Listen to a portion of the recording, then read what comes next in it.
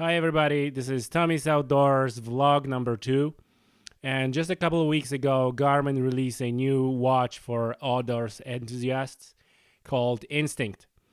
So since we are all outdoors enthusiasts, at least I am, and hopefully you too, since you're watching that channel, I would like to talk about that new release from Garmin and compare that to some other watches or devices that are out there in the market right now. And this is not going to be your typical review. I'm not intending to, showing screens on the watch and pushing pushers and showing, what functions it has. There is plenty of videos like that on YouTube. In turn, I just want to compare that with, give you comparison of a real life experience with various of popular brand.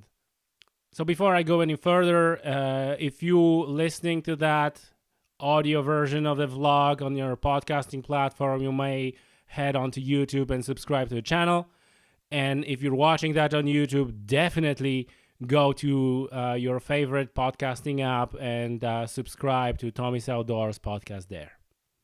So, like I said, I would like to compare that watch to a couple of other devices or watches that I used over the years. And the first one was Suunto Ambit, and oh boy, was that a disappointment. Not everybody's cup of tea, I guess. I didn't like the design of the watch. It looked pretty robust and sturdy, but it just looked like a pile of cheap plastic. And the design itself, how the watch works and how you were pushing buttons and all that, I didn't like that. So I give you an example. If you use one of the pushers to set up a shortcut to a function in the watch, you couldn't get rid of that. You could only set up different shortcut under that button, but you were essentially stuck with that button being dedicated to a shortcut. You couldn't get rid of that, and even factory reset of the watch didn't fix that problem. So that was I didn't like that. Second thing I didn't like about Suunto was their platform moves count. And that was a couple of years ago, so I'm sure developers at Suunto are working hard and they improve the platform. But when it comes to number of integrations and other features, that wasn't really ideal. And finally, the availability of sensors for Suunto was pretty poor. And so overall, I just didn't like that watch. Usually when you're buying a new device, new gizmo, you should have like at least a little bit of fun with that. That wasn't the case. I just didn't like Suunto Ambit.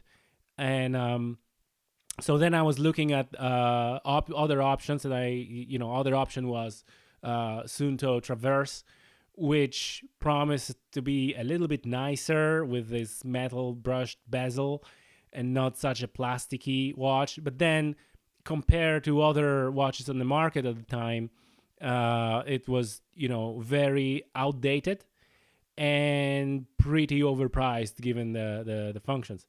So I ended up jumping into the Garmin Fenix family of watches.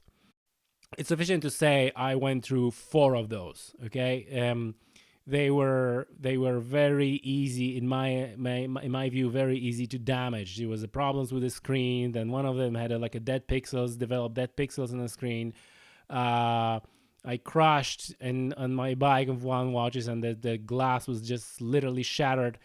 And the last one, I was just not long ago, I was coming back from the mountain, and I noticed a glass was cracked for apparently no good reason. I don't even know what happened there. So it was just too fragile for outdoors use in what I was requiring. However, on the other hand, the Garmin's platform, although not ideal, it was I feel it was a far ahead from Suunto's one. And obviously, Garmin being much bigger manufacturer, much more wide range of sensors available, and much more devices like power meters and so on are supporting Garmin devices. So the family of possible integrations is much bigger, much greater, and that was undoubtedly advantage of Garmin watches.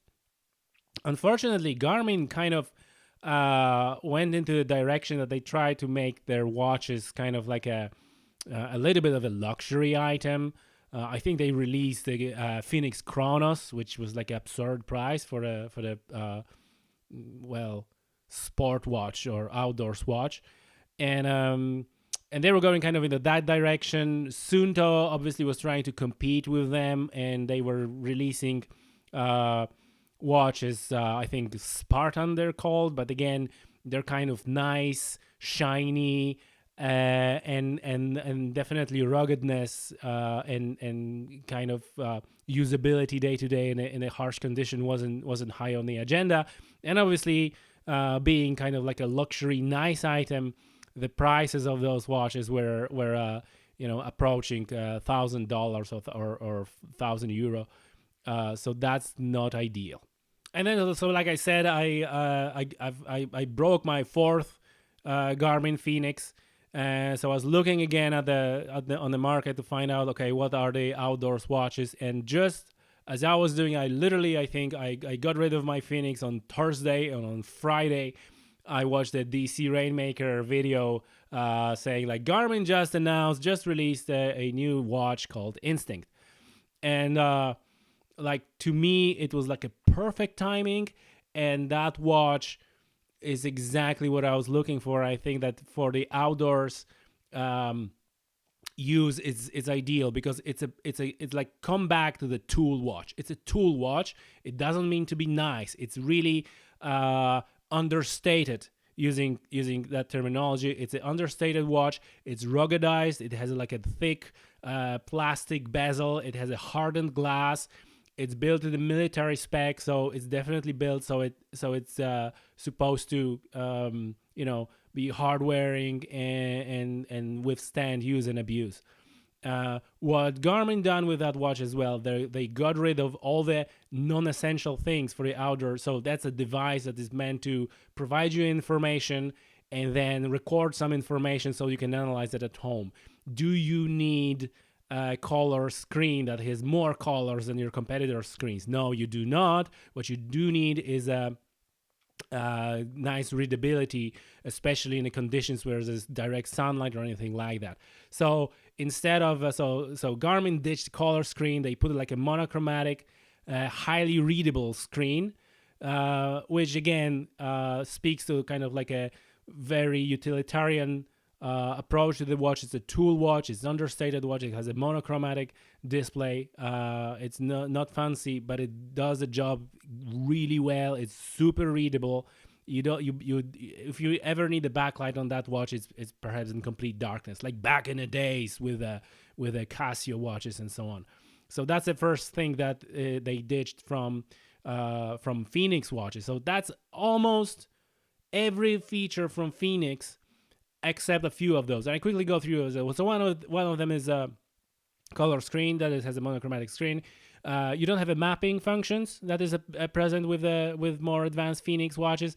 Again, I don't think it's a big deal because the screen on the watch is too small to use to look at the map anyway. And in the outdoor settings you need a map, you're probably gonna use a handheld device. And I personally using Garmin eTrex. But any other device that has a larger screen to be used with a map it would be much better suited for that job than the watch. The next thing that is ditched from Instinct in comparison to Fenix watches is being able to pair it with power meter and bike trainer. So I don't think it's a big deal. It also doesn't have a VO2 max, which may be an issue for runners.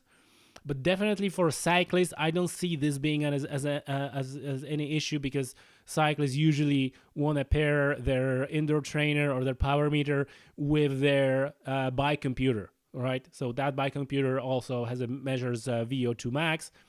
So from a usability standpoint of Garmin Instinct, I don't think it's a big deal, especially that it supports that function. I can't remember the name. It kind of gets the updates of the activities from other devices. So if you record the activity on your bike computer, you upload that to Garmin Connect, you will have access to that activity on your Garmin Instinct. So missing those cycling specific features, I don't think it's a big deal.